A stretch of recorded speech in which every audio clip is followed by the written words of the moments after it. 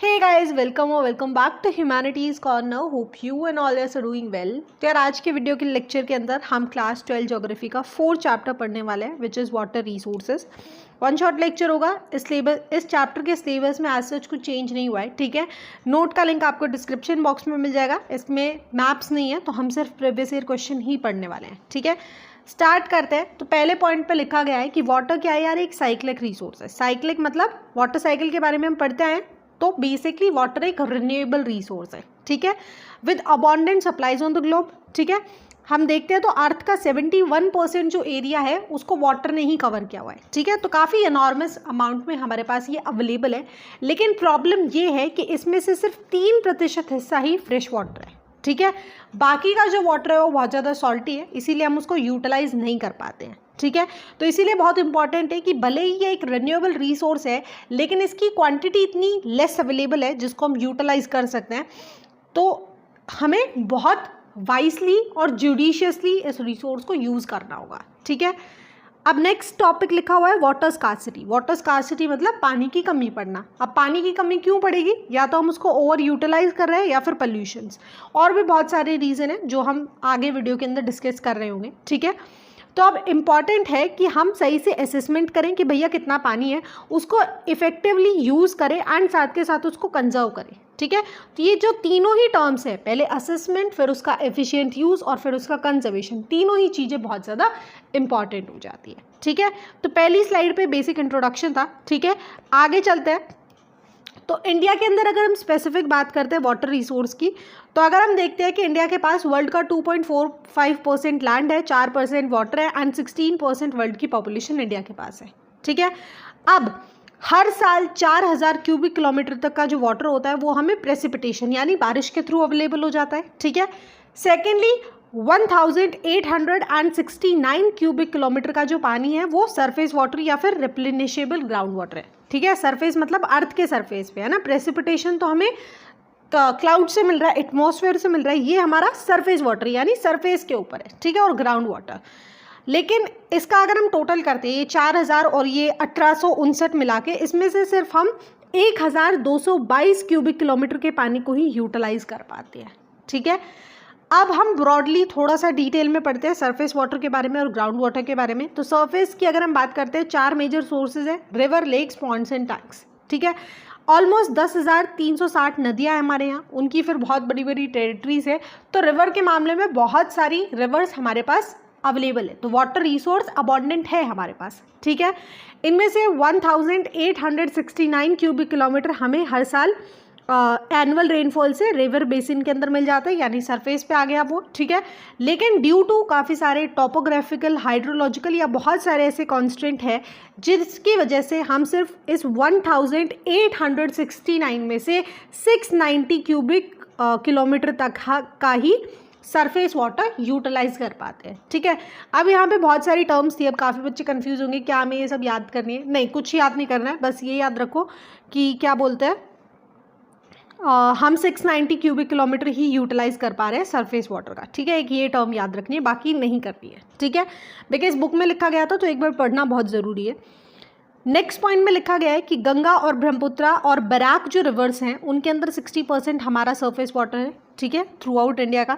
इसके अलावा annual rainfall जो वाटर साउथ इंडियन रिवर्स को अगर हम देखते हैं, गोदावरी, कृष्णा, कावेरी, यहाँ पे ज़्यादा अच्छे तरीके से हार्नेस्ड हो सकता है कंपेयर टू नदर्न इंडिया। अगर नदर्न इंडिया के अंदर हम देखते हैं तो जो भी हमारी बड़ी बड़ी नदियाँ हैं, गंगा हो गई, यमुना हो गई, इनकी जितनी भी ट्रिब्यूटरीज आती है, इनके पानी को हम प्रॉपरली यूटिलाइज नहीं कर पाते हैं एंड बहुत सारा जो पानी होता है वो वेस्ट चला जाता है, वो नालों में चला जाता है, ठीक है। एंड नालों में जाने की ज़रूरत ही नहीं है, अभी हमने नदियों को इतना गंदा कर दिया है, यमुना, गंगा को, कि ऑलरेडी उस पानी को अब यूटिलाइज नहीं किया जा सकता।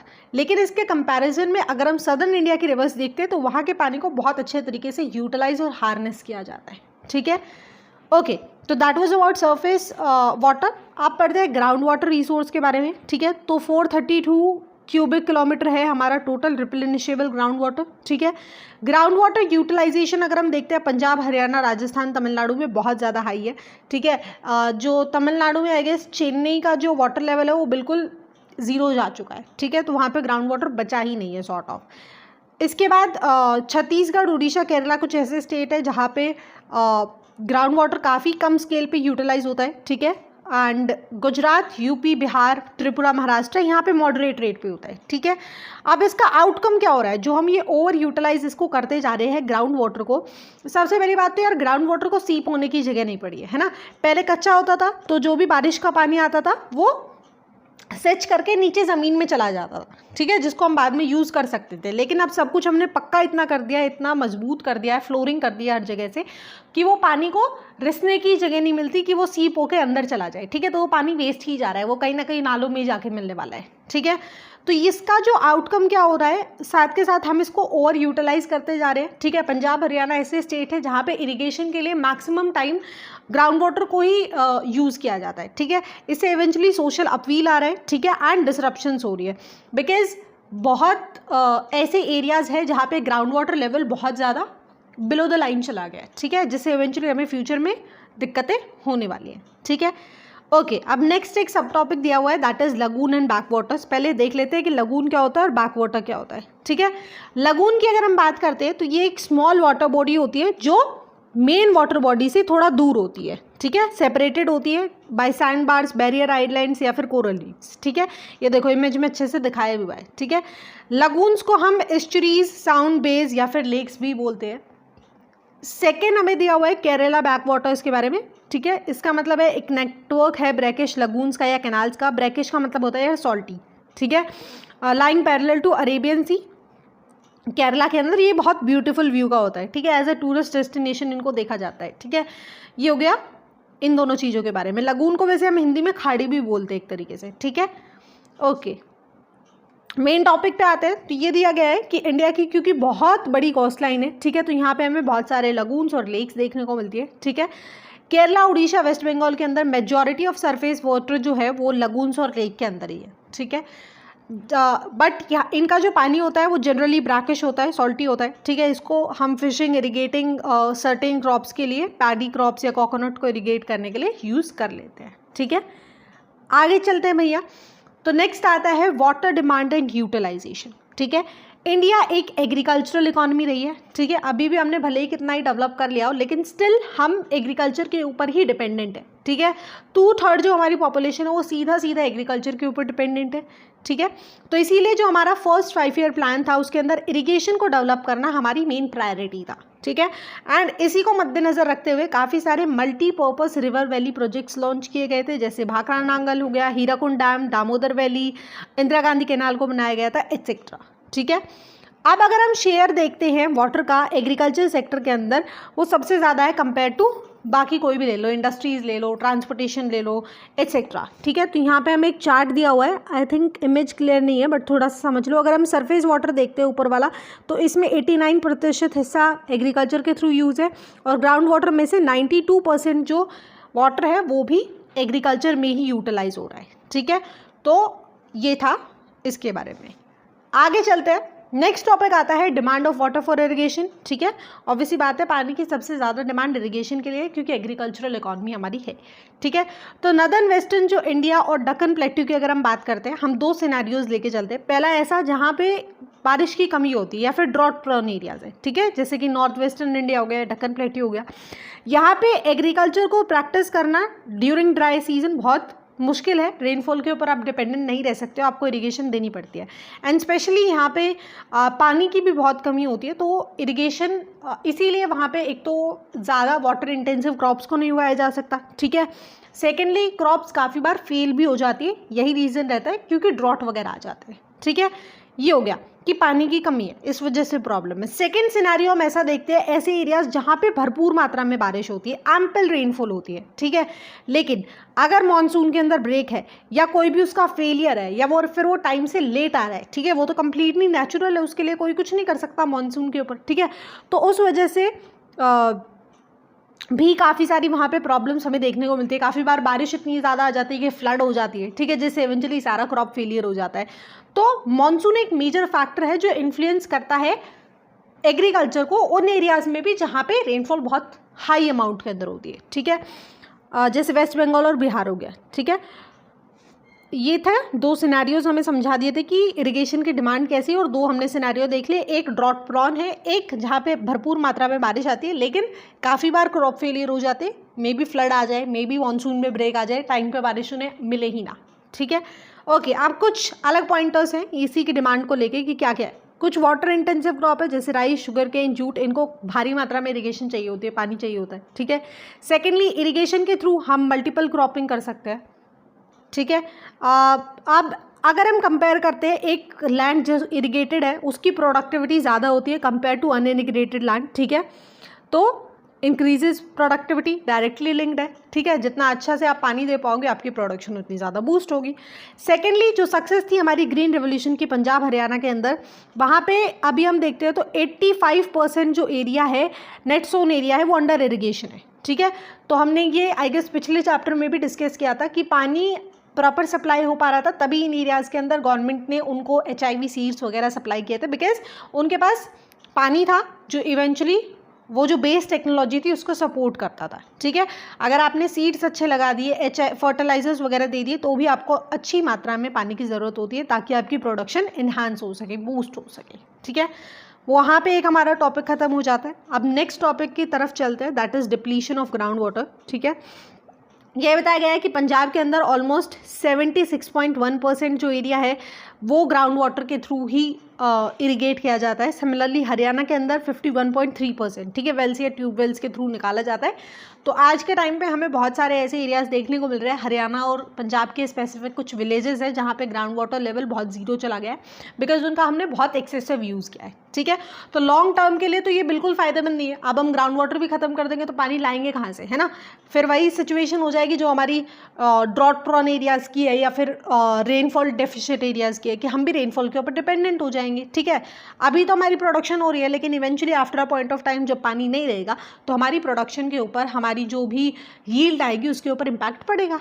ठीक है, आप कुछ पॉइंट्स दिए हुए हैं कि ग्राउंड वाटर के ओवर यूज से सिंपल सी बात है, हमारा ग्राउंड वाटर जो टेबल का लेवल है वो डिक्लाइन होता जा रहा है। ठीक है, इंटेंसिव इरिगेशन जो पंजाब और वेस्टर्न यूपी वगैरह में की जा रही है, इससे इवेंचुअली ग्राउंड वाटर के अंदर सॉल्टीनेस, सैलिनिटी इंक्रीज हो गई है। ठीक है, सिमिलरली राजस्थान महाराष्ट्र के अंदर फ्लूरोइड का जो कंसनट्रेशन है वो इंक्रीज हो गया है, एंड वेस्ट बंगाल और बिहार के अंदर आर्सेनिक का कंसनट्रेशन इंक्रीज हो गया है। ठीक है, यहाँ पे एक डायग्राम दिया हुआ है, बेसिकली यही दिखा हुआ है कि हम एग्रीकल्चर करते हैं तो हम उसमें पेस्टिसाइड्स और फर्टिलाइजर्स का यूज़ करते हैं, उनमें बहुत केमिकल्स होते हैं। ठीक है, एंड केमिकल्स क्या होते हैं, सॉइल के साथ रिस के हमारे ग्राउंड वाटर लेवल के अंदर जाते हैं, जिससे इवेंचुअली वो हमारे ग्राउंड वाटर को कंटामिनेट करते हैं। सिमिलरली हम जो भी कूड़ा कचरा फेंकते हैं उससे वो सीप होकर के नीचे जाते हैं और हमारे ग्राउंड वाटर में मिक्स हो जाते हैं और उस पानी को कंटामिनेट कर देते हैं, ख़राब कर देते हैं। ठीक है, तो ये वाली चीज़ है कि जो भी हम कचरा फैला रहे हैं, पोल्यूशन कर रहे हैं, इससे इवेंचुअली हमारे ग्राउंड वाटर की जो क्वालिटी है वो बहुत ज़्यादा डिग्रेड होती जा रही है, सैलिनिटी बढ़ती जा रही है, फ्लूरोइड नाइट्रेट कंटेंट बहुत ज़्यादा बढ़ता जा रहा है, इवेंचुअली फिर वो भी अनफिट हो जाता है ह्यूमन हेल्थ के लिए। ठीक है, आगे चलते हैं, नेक्स्ट टॉपिक आता है, that is emerging water problems. ठीक है, तो क्यों वाटर प्रॉब्लम्स हमें देखने को मिल रही है, पॉपुलेशन प्रेशर बहुत ज़्यादा है, एग्रीकल्चर का, इंडस्ट्री का, या फिर हमारा जो घर का ही डोमेस्टिक वेस्ट होता है हम उसको प्रॉपरली डिस्पोज नहीं करते हैं, जो इवेंचुअली हमारे वाटर लेवल के अंदर जाके मिक्स होता है और उसको पल्यूट करता है। ठीक है, ओवर यूटिलाइजेशन, ख़त्म होता जा रहा है पानी, बहुत ज़्यादा यूजेज कर रहे हैं हम, पानी को बहुत तरीके से वेस्ट भी कर रहे हैं रेदर देन रीयूजिंग दैम, हम उसको ऐसे ही बहा देते हैं। ठीक है, इसके अलावा नेचुरल क्लैमिटीज़ भी काफ़ी हद तक रिस्पॉन्सिबल होती है कुछ वाटर रिलेटेड प्रॉब्लम्स को लेके, ये इसके रीजंस थे। ठीक है, आगे चलते हैं, एक नेक्स्ट टॉपिक आता है जिससे हमेशा क्वेश्चन आता है। ठीक है, that is deterioration of water quality. ठीक है, अगर डिट्रॉयशन को ब्रेक करते हैं तो नाम निकल के आता है डिट्रॉइट, यानी कि खराब करना, क्वालिटी को डिग्रेड करना। ठीक है, तो पहले पढ़ते हैं वाटर क्वालिटी क्या होती है। Water quality refers to purity of water. ठीक है, एक ऐसा पानी जो बिना किसी अनवांटेड फॉरेन टॉक्सिक सब्सटेंसेस के है, वो उसका लेवल हम प्योरिटी के साथ उसका जज करते हैं। ठीक है, अब भैया वाटर पॉल्यूट कैसे होता है, तो water get polluted by foreign materials, for example micro organisms हो गए, केमिकल्स हो गए, हुआ ना अभी जो हम पिछले डायग्राम में पढ़ के आए कि कैसे पेस्टिसाइड से, फर्टिलाइजर्स का जो केमिकल है वो पानी के अंदर जा रहा है। अब जो हमने वेस्ट ऐसे ही डिस्पोज कर दिया है, ठीक है, इंडस्ट्रीज़ के अंदर बड़े बड़े केमिकल्स का यूज़ होता है, उसको ऐसे ही पानी के अंदर छोड़ दिया जाता है। ठीक है, तो उस तरीके से वाटर पॉल्यूट हो जाता है। ठीक है, they basically deteriorate water quality and makes it unfit for human use. ठीक है, नेक्स्ट है समटाइम्स ये पॉल्यूटेंट्स जो होते हैं ये सीप डाउन हो जाते हैं, मतलब रिस्क के हमारे ग्राउंड वाटर तक को भी पोल्यूट कर देते हैं। एंड गंगा और यमुना 2 हाईली पोल्यूटेड रिवर्स है कंट्री के अंदर। ठीक है, हम ये पहले ही डिस्कस कर चुके हैं। आगे चलते हैं, 5 नंबर में क्वेश्चन आया 2019 के अंदर कि why is the quality of water deteriorating in India. आपने रीजंस देने हैं। ठीक है, तो आप लिखोगे कि इंडस्ट्रीज अपने वेस्ट को एवं डिस्पोज ऑफ कर देती है। ठीक है, डायरेक्टली वो रिवर बॉडीज़ के अंदर छोड़ देती है। ठीक है, एंड जो हमारा घर का वेस्ट होता है उसको हम प्रॉपरली डिस्पोज नहीं करते। एग्रीकल्चर के थ्रू जो भी हम ये पेस्टिसाइड्स वगैरह यूज़ कर रहे हैं तो इससे जो हार्मफुल केमिकल्स होते हैं वो सीप डाउन हो जाते हैं। ठीक है, ये सारे पॉइंट्स हमने लिखने हैं। इसके अलावा एक और क्वेश्चन आया था 2019 में 1 नंबर में कि आपको कोई भी 2 रीजंस बताने हैं जो वाटर क्वालिटी को डिट्रॉइट कर रहे हैं। ठीक है, और 2 कंजर्वेशन के बताने हैं। कंजर्वेशन हम अभी आगे पढ़ने वाले हैं। ठीक है, 2018 में 3 नंबर में आया था कि इनडिस्क्रिमिनेट यूज़ है वाटर का by increasing population and industrial expansion has led to degradation of water quality. तो आपको बताना है, सिमिलर आंसर आएंगे।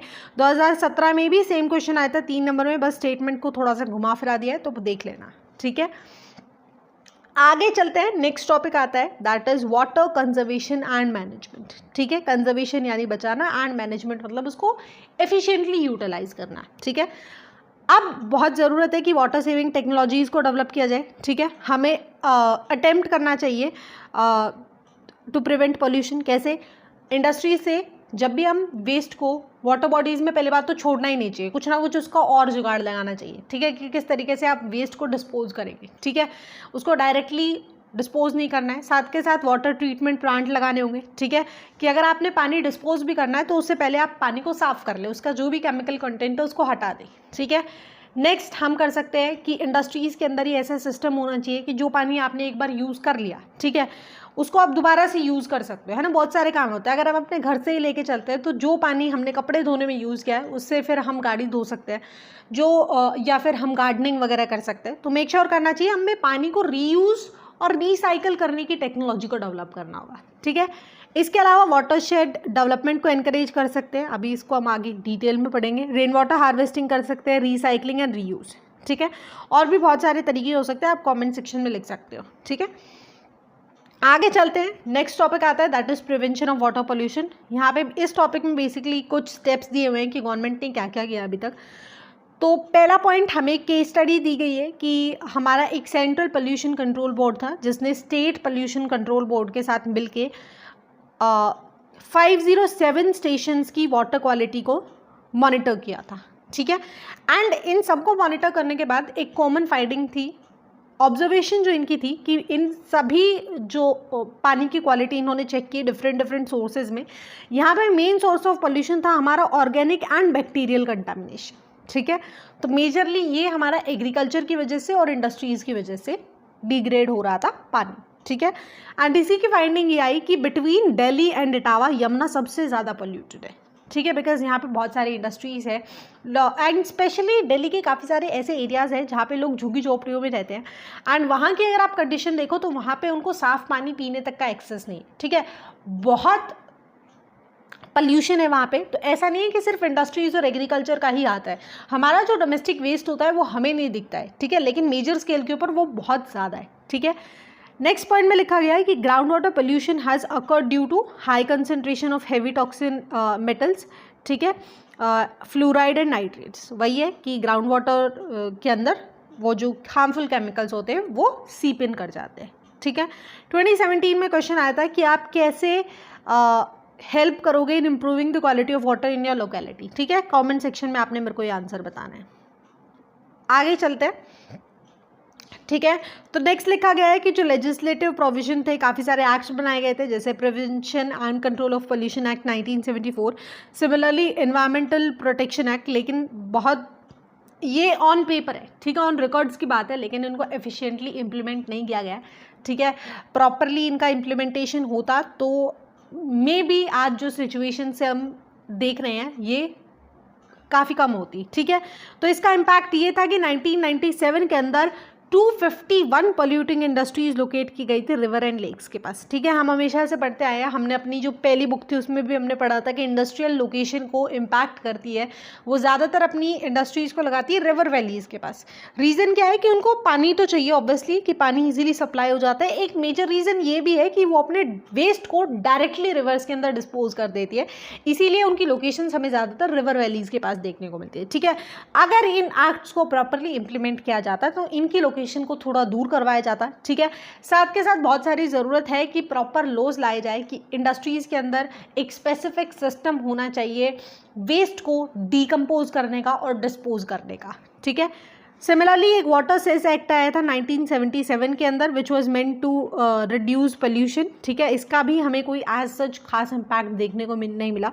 तो सबसे इम्पॉर्टेंट है, सबसे ज़रूरी है a strong need to generate public awareness. ठीक है, बिकॉज जब तक हम खुद अवेयर नहीं होंगे हम कुछ नहीं कर सकते। ठीक है, तो हमें मेक श्योर करना होगा कि हम अपनी जो एग्रीकल्चरल एक्टिविटीज़ डोमेस्टिक या फिर इंडस्ट्रियल डिस्चार्ज है उसके ऊपर कुछ ना कुछ ब्रेक लगा सके ताकि हम इस पानी को प्रोटेक्ट कर पाएँ। ठीक है, नेक्स्ट है recycle and reuse of water. तो वही लिखा गया है कि आप जो इंडस्ट्रीज़ के अंदर पानी को एक बार जो यूज़ हो गया है, ठीक है, जैसे जूट शीट्स वगैरह होती है उनको धोने के लिए बहुत सारा पानी चाहिए होता है, तो उसी पानी को दोबारा से कोई भी कूलिंग के काम में यूज़ किया जा सकता है। ठीक है, फायर फाइटिंग के लिए जो भी फायर फाइटर्स होते हैं उनके अंदर पानी को जो एक बार पहले यूज़ हो चुका है उसको यूज़ करना चाहिए मोस्ट प्रोबेबली। ठीक है, ताकि कॉस्ट भी कम आ सके, वाटर कॉस्ट भी कटे एंड और भी बेनिफिट हमें हो सके। सिमिलरली अर्बन एरियाज़ के अंदर हम अपने घर के अंदर जो पानी हम नहाने में यूज़ कर रहे हैं, बर्तन धोने में यूज़ कर रहे हैं, हम उसको गार्डनिंग के लिए यूज़ कर सकते हैं, गाड़ी धोने के लिए यूज़ कर सकते हैं एट्सेट्रा। तो मेक श्योर करना होगा, हमें अपने घर से शुरुआत करनी होगी।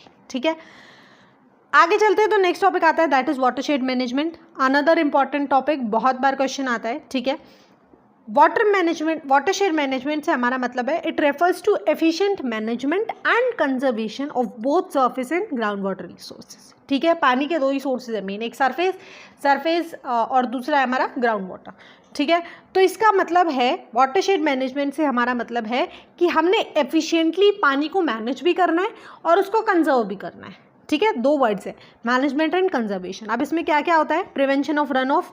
ठीक है, कि जो पानी हम खुला छोड़ देते हैं या फिर जो सबसे मेन है कि जो बारिश का पानी आता है ना, उसको बारिश का पानी अगर रेन वाटर हार्वेस्टिंग हम करेंगे तो उसको हम एक टैंक में स्टोर कर सकते हैं, है ना, लेकिन नहीं कर रहे तो वो ऐसे ही गलियों के अंदर बहता जा रहा है, कहीं नाले के अंदर, नालियों के अंदर जाके मिलता रहता है। ठीक है, तो रन ऑफ को प्रिवेंट करना है, उसके स्टोरेज का प्रॉपर हमने जुगाड़ करना होगा। ठीक है, हमने ग्राउंड वाटर रिचार्ज कर सकते हैं through percolation tank, recharge wells etcetera. ठीक है, मेन हमने रेन वाटर हार्वेस्टिंग करनी होगी, रिसाइकल करना होगा एंड हमें मेक श्योर करना होगा कि हम पानी को किस किस तरीके से बचा सकते हैं, वो सारी चीज़ें इसके अंदर आती है। ठीक है, it aims at bringing balance between natural resources in society. ठीक है, एंड सक्सेसफुल तभी होगा जब कम्युनिटी का पार्टिसिपेशन होगा। ठीक है, एक बंदा करके पानी नहीं बचा सकता, सबको मिलकर बचाना पड़ेगा। ठीक है, तो जो सेंट्रल और स्टेट गवर्नमेंट है उन्होंने काफ़ी सारे ऐसे वाटरशेड डेवलपमेंट प्रोग्राम्स लॉन्च किए, काफ़ी सारे एनजीओज ने भी ऐसे प्रोग्राम्स को लॉन्च करने का ट्राई किया है। ठीक है, उनमें से कुछ की एग्जाम्पल हम पढ़ने वाले हैं। पहला है हरियाली। हरियाली बेसिकली एक वाटरशेड डेवलपमेंट प्रोजेक्ट है जिसको सेंट्रल गवर्नमेंट ने स्पॉन्सर किया है। ठीक है, एंड इसका मेजर एम है to enable the rural population to conserve water for drinking, irrigation, fisheries and afforestation. ठीक है, आप बेसिकली ये स्पॉन्सर्ड है सेंट्रल गवर्नमेंट के थ्रू, लेकिन सभी जो ग्राम पंचायत है उनकी जिम्मेदारी है कि उन्हें अपने अपने एरिया के अंदर उस पर्टिकुलर प्रोग्राम को एग्जीक्यूट करना है विद पीपल्स पार्टिसिपेशन। ठीक है, मतलब इसमें बेसिकली यही है कि हमने पानी को बचाना है। अब वो कैसे ही बचा सकते हैं, हम जोड़ बना सकते हैं, थोड़े बहुत पोंड बना सकते हैं, या फिर हम रेन वाटर हार्वेस्टिंग कर सकते हैं। ठीक है, इस तरीके से। इसके अलावा एक नीरू मीरू है जिसका मतलब होता है water and you, Andhra Pradesh के अंदर, और ऐसे ही अलवर राजस्थान के अंदर एक है आरवरी पानी संसद।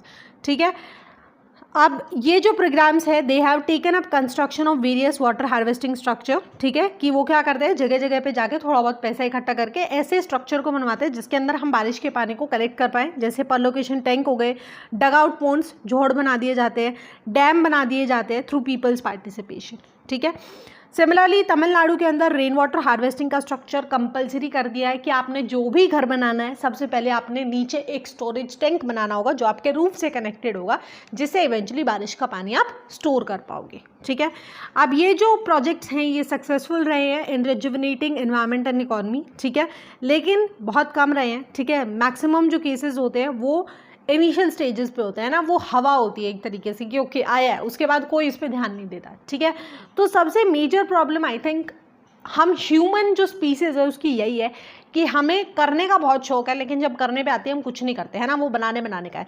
तो लॉज इतने सारे बने हुए हैं लेकिन इम्प्लीमेंटेशन किसी का भी नहीं हुआ है, and without people's participation, community participation वो पॉसिबल नहीं है। ठीक है, अब क्वेश्चन आया था which of the following program sponsored by central government aims at enabling rural population to conserve water. Answer है हमारा हरियाली। ठीक है, 2021 के सैम्पल पेपर में आया था। आगे चलते हैं तो 2016 में आया था कि किस तरीके से rain water harvesting have helped in the development of certain areas. अच्छा, रेन वाटर हार्वेस्टिंग हम अभी आगे पढ़ने वाले हैं। ठीक है, अच्छा उससे पहले एक इंटरेस्टिंग सी स्टोरी दी हुई है। एक रेलगान सिद्धि करके एक छोटू सा विलेज है महाराष्ट्र के अंदर। ठीक है, 1975 की अगर हम बात करते हैं तो ये जो विलेज था इसकी हालत बहुत ज़्यादा ख़राब थी। It was caught in a cycle of poverty and illicit liquid trade. ठीक है, इसका ट्रांसफॉर्मेशन तब होता है जब एक वहाँ का ही रिटायर्ड कोई आर्मी पर्सन होता है, वो रिस्पॉन्सिबिलिटी लेता है। ठीक है, वो विलेजर्स को कन्विंस करता है about the importance of family planning. ठीक है, बिकॉज ऑब्वियसली पॉपुलेशन प्रेशर जब कम होगा तभी तो वाटर का यूटिलाइजेशन कम होगा ना।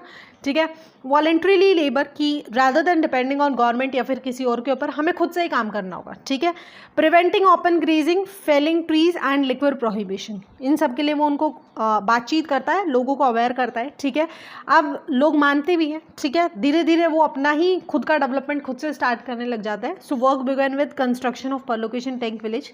ठीक है, 1975 के बाद जो डैम की जो एम्बैंकमेंट होती है, वॉल होती है, वो लीक करने लग जाती है, तो लोग आपस में वॉलंटरीली उसको प्रिपेयर कर लेते हैं। ठीक है, सिमिलरली एक यूथ ग्रुप भी बन जाता है तरुण मंडल करके। ठीक है, एंड ये जो ग्रुप होता है ये काम करता है कि डॉरी सिस्टम को बैन किया जाए, अनटचेबिलिटी को बैन किया जाए, लिक्विड को बिल्कुल ही प्रोहिबिट कर दिया जाता है। ठीक है, ओपन ग्रेजिंग को बैन कर दिया जाता है with a new emphasis on stall feeding, है ना, कि rather than open feeding, open grazing, इस तरीके के छोटे छोटे शेल्फ बनाए जाते हैं जिसके अंदर एनिमल्स को ग्रेज कराया जा सके। ठीक है, वाटर इंटेंसिव क्रॉप्स की कल्टीवेशन को बैन कर देते हैं बिल्कुल, डिस्पाइट ऐसी क्रॉप्स उगाते हैं जिनको कम पानी चाहिए होता है, जैसे पल्सेज, ऑयल सीड्स या बाकी क्रॉप्स। ठीक है, तो वो चीज़ों को बंद तो कर रहे हैं, साथ के साथ लोगों को सोल्यूशन भी दे रहे हैं, है ना, कि अगर हम वाटर इंटेंसिव क्रॉप्स नहीं उगाएंगे तो हम दूसरी क्रॉप्स उगाएंगे, ये वाली चीज़। ठीक है, इसके अलावा रेगुलर इलेक्शंस होने लगते हैं यहाँ पे, ये खुद का ही एक न्याय पंचायत बना लेते हैं, इनफॉर्मल कोर्ट बना लेते हैं। ठीक है, कि कोई भी क्राइम होता है या कुछ भी होता है उसका जो भी फैसला वो वहीं पर ले लेते हैं। ठीक है, इन्होंने खुद 22 लाख रुपए इकट्ठे करके बिना किसी डोनेशन के एक स्कूल भी बना लिया। ठीक है, लोग अब आपस में एक दूसरे की हेल्प करते हैं एग्रीकल्चरल ऑपरेशंस के अंदर। ठीक है, लैंडलेस लेबर्स को भी अब नौकरियां मिल गई है। ठीक है, अभी अगर हम बात करते हैं प्रेजेंट में पानी यहाँ पे काफ़ी अच्छी मात्रा में है, एग्रीकल्चर यहाँ पे फ्लरिश कर रही है, ऑल्दो फर्टिलाइजर्स और पेस्टिसाइड्स का यूज़ अभी भी हाई है। इसीलिए लिखा गया है the process of Ralegan's evolution to an ideal village will not stop, and इसको स्टॉप भी नहीं करना चाहिए बिकॉज एक के बाद एक प्रॉब्लम खड़ी होती जाती है। ठीक है, तो ये हमें एक बेसिकली स्टोरी दी गई है कि हमें कॉन्स्टेंटली जो भी कमियां हैं उनके ऊपर काम करना चाहिए। ठीक है, and with collective support and community participation हम सारी चीज़ों को सेटल डाउन कर सकते हैं। ठीक है, आगे चलते हैं तो नेक्स्ट टॉपिक आता है that is rain water harvesting. ठीक है, रेन वाटर हार्वेस्टिंग बेसिकली एक तरीका है to capture and store rain water for various uses. ठीक है, अब ये हम रूफटॉप के ऊपर भी कर सकते हैं, ओपन स्पेसेस में भी कर सकते हैं। रूफटॉप का वही है कि छत से आ रहा है। ठीक है, एंड ओपन स्पेसेस से मतलब है हमारा हम डैम्स बना सकते हैं, हम पोन्ड्स बना सकते हैं जिसके अंदर टैंक्स बना सकते हैं। ठीक है, पानी स्टोर हो जाए। ठीक है, इसके अलावा हम इसको ग्राउंड वाटर एक्वीफायर्स वाटर को रिचार्ज करने के लिए यूज़ कर सकते हैं। ठीक है, ये काफ़ी लो कॉस्ट है, इको फ्रेंडली है। साथ के साथ बेसिकली हमने क्या करना है, हमने वाटर को गाइड करना है, रेन वाटर को, टू बोरवेल, पिट्स एंड वेल्स। ठीक है, छत से हमने उसको पाइप लगा दी कि वो गाइड होके इधर नीचे आ जाएगा, ये छोटू सा काम करना है। ठीक है, अब बेनिफिट्स इसके बहुत सारे हैं, जैसे कि वाटर अवेलेबिलिटी को इंक्रीज़ करते हैं। ठीक है, ग्राउंड वाटर टेबल को रिचार्ज कर देते हैं, ग्राउंड वाटर जो होता है उसकी क्वालिटी को इन्हांस कर देते हैं, इंप्रूव कर देते हैं, बिकॉज बारिश का जो पानी होता है इवेंचुअली वो फ्लोराइड और नाइट्रेट का जो कंसनट्रेशन है उसको नलिफाई कर देता है, डाइल्यूट कर देता है। ठीक है, सॉइल इरोजन प्रिवेंट करता है, फ्लडिंग प्रिवेंट करता है, ठीक है। Decreases dependence over ground water, है ना, क्योंकि जो पानी हम स्टोर करेंगे हम उसको हाउस होल्ड यूज़ के लिए यूज़ कर सकते हैं। इवेंचुअली उससे हम हमारी जो डिपेंडेंस थी ग्राउंड वाटर के ऊपर वो डिक्रीज हो जाती है, ठीक है। आगे चलते हैं तो नेक्स्ट दिया हुआ है कि ट्रेडिशनल रेन वाटर हार्वेस्टिंग अगर हम गांव में देखते हैं, पहले यूजुअली क्या होता था, सरफेस के ऊपर ही पानी स्टोर किया जाता था, ओपन स्पेसेस के अंदर लेक्स बना दी, पॉन्ड्स बना दिए, टैंक बना दिए, कुंड जैसे राजस्थान के अंदर है ना, कुंड बनाया जाता था, टंका बनाया जाता था, ठीक है, घर के पास ही, जिसके अंदर पानी को स्टोर किया जाता था। अभी मॉडर्न टाइम्स के ऊपर बहुत सारे स्ट्रक्चर आ गए हैं कि हम जो हमारी छत है उससे हम एक पाइप कनेक्ट कर सकते हैं, नीचे जाके एक टैंक हो सकता है, फिर हम मोटर तक लगा सकते हैं उसको दोबारा से खींचने के लिए। तो काफ़ी टेक्नोलॉजिकल डेवलपमेंट्स हो गई, ठीक है। वाटर कंजर्वेशन का एक और पॉइंट दिया हुआ था, ये लास्ट टॉपिक ऑल दो हमारे चैप्टर का, एक पॉइंट और दिया गया था कि जो प्रॉब्लम है डीसैलिनाइजेशन ऑफ वाटर, उसको भी सॉल्व किया जा सकता है by transferring water from water surplus area to water deficient areas, ठीक है। बेसिकली कनाल्स बना के, एक एरिया है जहाँ पे पानी बहुत ज़्यादा है, एक एरिया है जहाँ पे पानी बहुत कम है, तो हम इस काम से इधर तक पानी का एक कनाल बना देंगे और पानी को इधर सप्लाई कर देंगे, ठीक है। आगे चलते हैं। हाँ, ये दिए हुए हैं हार्वेस्टिंग, रेन वाटर हार्वेस्टिंग हम कैसे कैसे कर सकते हैं थ्रू वाटरशेड मैनेजमेंट। ये चेक डैम है, हमने डैम बना दिया, ठीक है, कि जो सारा पानी है वो इधर आके स्टोर हो गया, हम इसे पानी की तरह भी यूज़ कर सकते हैं, सप्लाई कर सकते हैं, साथ के साथ हम इससे इलेक्ट्रिसिटी भी जनरेट कर सकते हैं, ठीक है। दूसरा है थ्रू इरिस, यानी छोटी छोटी लेक्स बना दी इस तरीके से, ठीक है। तीसरा तरीका है थ्रू सर्विस वेल, कि रूफ टॉप से सीधा जो पानी है वो एक वेल बना दिया है हमने, उसके अंदर जा रहा है, ठीक है।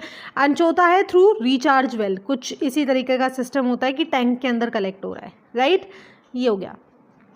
अब आपने 2018 में क्वेश्चन आया था कि कैसे वाटरशेड मैनेजमेंट और rain water harvesting water conservation में हेल्प कर सकते हैं, बताना है, ठीक है। 2023 के अंदर क्वेश्चन आया था 3 नंबर के अंदर कि there is a high demand for water for irrigation in the agricultural sector in India.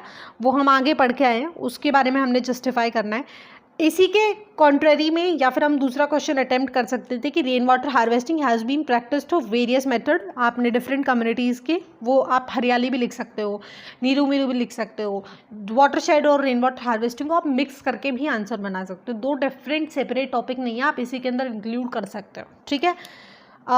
यही सिमिलर क्वेश्चन 2021 के सैम्पल पेपर में आया था, सेम चॉइसेस थी, बस थोड़ा सा घुमा दिया था स्टेटमेंट्स को, ठीक है। आगे चलते हैं तो 2 हमारे छोटे छोटे बॉक्सेस दिए हुए हैं ग्रे कलर के, उनको भी पढ़ लेते हैं फटाफट से। पहले बॉक्स में हमें नेशनल वाटर पॉलिसी के बारे में बताया गया है जो 2002 के अंदर फॉर्मुलेट की गई थी, ठीक है। इसकी मेजर जो प्रायोरिटी थी कि पानी को किस प्रायोरिटी में यूज़ करना चाहिए, पहले पानी को ड्रिंकिंग के लिए सेव करना चाहिए, उसके बाद इरिगेशन के लिए, फिर हाइड्रो पावर के लिए, फिर नेविगेशन के लिए और फिर इंडस्ट्रियल और बाकी यूजर्स के लिए, ठीक है। तो इसके की फीचर्स अगर हम देखते हैं तो इसमें यही था कि इरिगेशन और जो भी मल्टीपर्पज़ प्रोजेक्ट अगर हमारे, यानी कि अगर डैम को कंस्ट्रक्ट किया जा रहा है तो वहाँ पे पहली प्रायोरिटी होनी चाहिए ड्रिंकिंग वाटर को लेके, ठीक है। उसके बाद इलेक्ट्रिसिटी आती है, यही हमने पढ़ा है, ठीक है। इसके अलावा providing drinking water to all human beings and animals, पहली प्रायोरिटी होनी चाहिए हमारी, ठीक है। नेक्स्ट में लिखा गया है कि हमें ग्राउंड वाटर का एक्सप्लॉइट नहीं करना है, ठीक है, उसको लेके प्रॉपर रूल्स एंड रेगुलेशंस होने चाहिए, ठीक है। साथ के साथ हमें मेक श्योर करना है, मॉनिटर करते रहना है for the quality of surface and ground water, ठीक है। नेक्स्ट वही क्वालिटी को इम्प्रूव करना है टाइम टू टाइम, लोगों के बीच अवेयरनेस बनानी है, ठीक है। कंजर्वेशन कॉन्शियसनेस बहुत इंपॉर्टेंट है, उनको एजुकेट करके, रेगुलेशंस देके, इंसेंटिव्स या डिसइंसेंटिव्स, ये एक बहुत इंपॉर्टेंट पॉइंट है कि कुछ इंसेंटिव होने चाहिए ऐसे। अगर हम स्पेशली अगर कोई एरिया है, ठीक है, जैसे हमने वो रगनी जो महाराष्ट्र वाले विलेज का एग्जांपल पढ़ा, ठीक है, तो वहाँ पे हमने देखा कि लोगों ने खुद से ही कैसे पानी को बचाया। तो ऐसे जो विलेजेस होते हैं या ऐसे एरियाज होते हैं उनको गवर्नमेंट के थ्रू कुछ ना कुछ रिवॉर्ड होना चाहिए, इंसेंटिव होना चाहिए। मे बी वो उनकी कोई हेल्प कर सकते हैं, फाइनेंशियली हेल्प कर सकते हैं। सपोज उन्होंने वाटर को कंजर्व कर लिया, तो कोई और अगर उन्हें चीज़ चाहिए, उस गांव के अंदर एक स्कूल बनवाया जा सकता है, हॉस्पिटल बनवाया जा सकता है, तो इस तरीके से, ठीक है।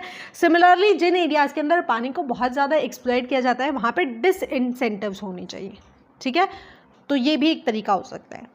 नेक्स्ट और लास्ट टॉपिक हमारे इस चैप्टर का है, दैट इज जल क्रांति अभियान, जो कि 2015-16 के अंदर किया गया था, ठीक है। नाम से समझ में आ रहा है, इसका मेजर एम यही था कि पानी की अवेलेबिलिटी को इन्हांस करना है, पानी को बचाना है, ठीक है। इसका मेजर एम था कि हम लोकल बॉडीज़, एनजीओज और सिटीजन्स को मिला के अवेयरनेस क्रिएट करेंगे, ठीक है। बेसिकली जल ग्राम क्रिएट करेंगे, ये 2 पॉइंट्स हैं। उसके बाद नेक्स्ट मेजर एम इसका अगर हम बात करते हैं तो वो था water conservation and artificial recharge, ठीक है। ग्राउंड वाटर पोल्यूशन को रिड्यूस करना है, साथ के साथ construction of arsenic free wells in the selected areas of the country, ताकि उनका जो सेलाइन कंटेंट है या वो जो एल्कनिटी हो जाती है ज़्यादातर केमिकल फर्टिलाइजर्स वगैरह को यूज़ करने की वजह से, उससे प्रिवेंट करना इनका मेन एम था, ठीक है। अब ये कैसे करते थे? By creating mass awareness through social media, radio, TV, print etcetera, ठीक है। जल क्रांति अभियान को बेसिकली इस तरीके से डिज़ाइन किया गया था to provide livelihood and food security through water security. Simple सी बात है, जब हम वाटर सिक्योरिटी, वाटर को प्रॉपरली प्रिवेंट कर लेंगे, किसी भी एरिया के अंदर वाटर की कमी नहीं होगी, ठीक है। वहाँ पे अपने आप इंडस्ट्रीज़ लग जाएंगी, ठीक है। आप वहाँ पे खेती बाड़ी भी कर सकोगे, तो आपका लाइवलीहुड और फूड सिक्योरिटी भी इंश्योर हो जाएगा अगर आप वाटर को सेव करके चलते हैं, ठीक है। सो यहाँ पे हमारा चैप्टर ख़त्म होता है। इसमें बेसिकली हमने पानी की इंपॉर्टेंस के बारे में पढ़ा है एंड यहाँ से हमारे दो मेजर टॉपिक्स निकल के आते हैं, दैट इज़ डिट्रॉइशन के ऊपर बहुत सारे क्वेश्चंस आते हैं कि क्वालिटी कैसे डिग्रेड हो रही है, क्या रीजंस है, फिर हम कैसे उसको कंजर्व कर सकते हैं, एंड उसके बाद जो हमारा वाटरशेड मैनेजमेंट था और रेन वाटर हार्वेस्टिंग था, ठीक है। ये हमारे मेन टॉपिक्स थे। यहाँ पे आज इस वीडियो को ख़त्म करते हैं। आई होप आपको लेक्चर पसंद आया हो। वीडियो पसंद आया तो लाइक शेयर सब्सक्राइब जरूर करना। That's all for today, see you in next, bye bye.